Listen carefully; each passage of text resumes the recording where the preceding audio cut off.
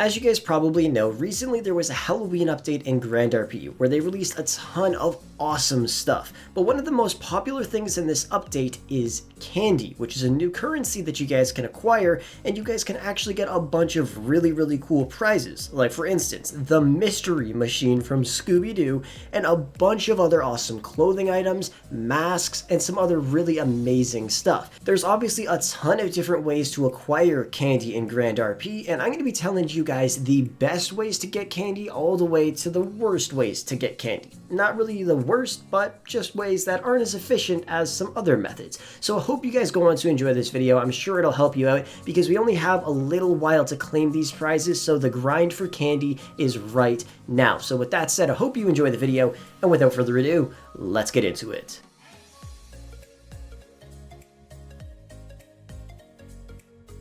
Hands down, the number one best way to get candy in Grand RP is going to be fusing. Now, when you load into the city after tsunami hits, or at any point during the day, if you haven't loaded in since the most recent tsunami, you will be given a role, either being an angel or a devil. You pretty much go to the farmhouse and find someone else who is an angel or a devil and click merge souls. And if you guys are both angels or both devils, you'll be awarded with 100,000 candy right away, which is a crazy amount. But let's say you're a devil and you find someone who is an angel and you tell them that you're an angel as well, and then you guys merge souls. What'll end up happening is they won't get anything, but you will get 100,000 candy. I heard one time somebody got 200,000 candy from that, and they stole the other person's candy. I'm not 100% sure if that's true or not, but if you're the devil and you merge with an angel, you will be awarded with candy, and the angel will walk away with nothing, and they'll have to wait 24 hours until they could do another fusing souls again. So every day you could do this after tsunami hits at 4 a.m. city time. I would highly recommend it because it is a great way to get 100,000 candy right off the bat. This next method isn't super efficient because you can only do it once a day just like fusing, but the best part is you could do it in the exact same location. So right after you fuse, run inside the abandoned house and spirits will be lurking around guarding 2,000 candy each. And you can run around the entire house, find these spirits, and take the candy, and you'll walk away with a bunch in the end. Now whenever I did it, I usually got about 5 spirits, and then they just stopped spawning in for me completely, and I could not find another one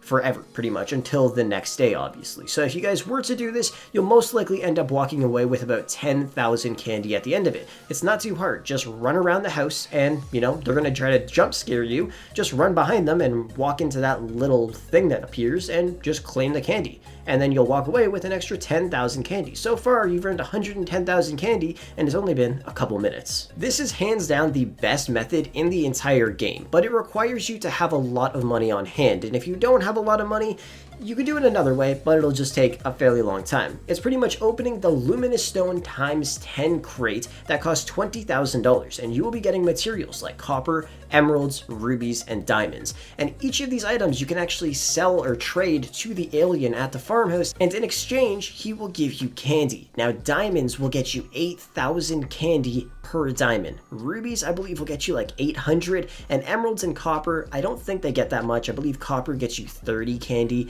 per piece of copper, and then emeralds are a little bit more. The main thing is rubies and diamonds, and if you can get a bunch of them, you can get a lot of candy. If you can get 100 diamonds from these crates, that means you'll walk away with 800,000 candy. I'm up to about 5.5 million candy from doing this. The best part is, if you open these crates, there is a chance, a very small one, that you can win 10 luminous stones, which city value is about $10 million.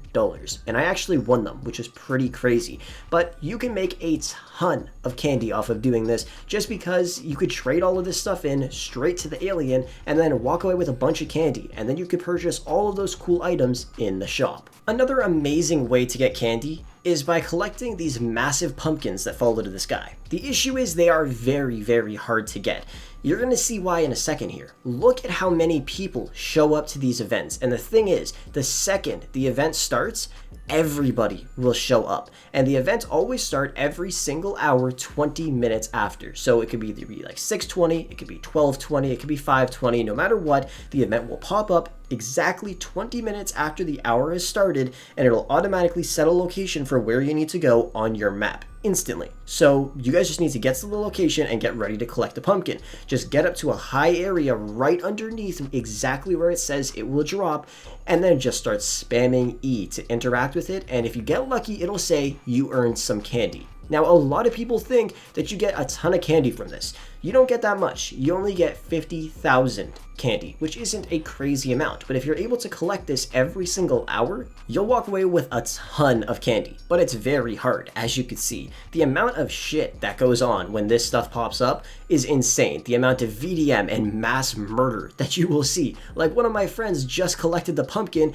in another clip that I'm going to show you right here, and everybody got so pissed off they shot them in the head, which was just crazy. So there is a lot of chaos that goes on here, and I'm not really sure if the server is going to keep this event going for that much longer, but the entire city goes after these pumpkins. So if you can collect them, you will get 50,000 candy deposited straight into your account right away. So you get a decent amount. It's not a ton, but it's very, very hard to collect. Another great way to get candy is going trick-or-treating. Now, you guys can do this every single hour. At the 30-minute mark, all houses will be restocked with 50 candy. You can go door to door at every single house in the game, and you can click collect candy. Now, there is a catch to this. Let's say I collect candy at house number 534, for example. Nobody else is going to be able to collect candy from that house since I already collected it until the next hour when all of the houses are restocked. So if you do want to get candy from trick-or-treating, you want to find a good area to do it at. Doing it somewhere in Hollywood Hills, for example, wouldn't be the best because there's a lot of running involved,